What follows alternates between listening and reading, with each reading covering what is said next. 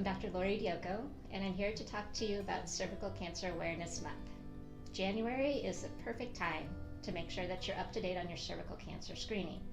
Cervical cancer is one of the most preventable and treatable of the gynecologic cancers. It is caused by a virus called HPV, or human papillomavirus, which is sexually transmitted and can remain in your system for a long time before it causes changes. Cervical cancer screening involves a pap smear and/or an HPV test.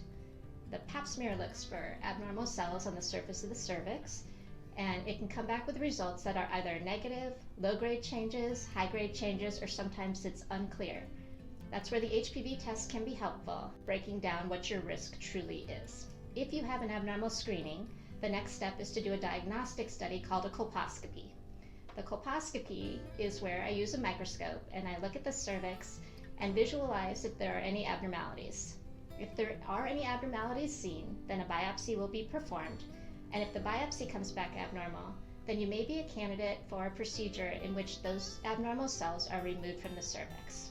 What we have learned about cervical cancer is that the progression is long.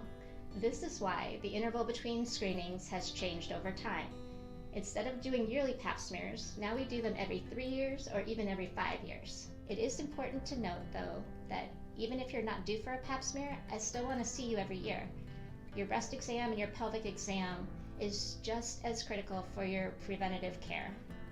So, if you're due for a pap smear or if you're unsure, please give the office a call. I would love to see you, as would any of my partners. Thank you for listening. We can help get you caught up on your cervical cancer screening. As always, it is Moreland's goal to lead women to better health.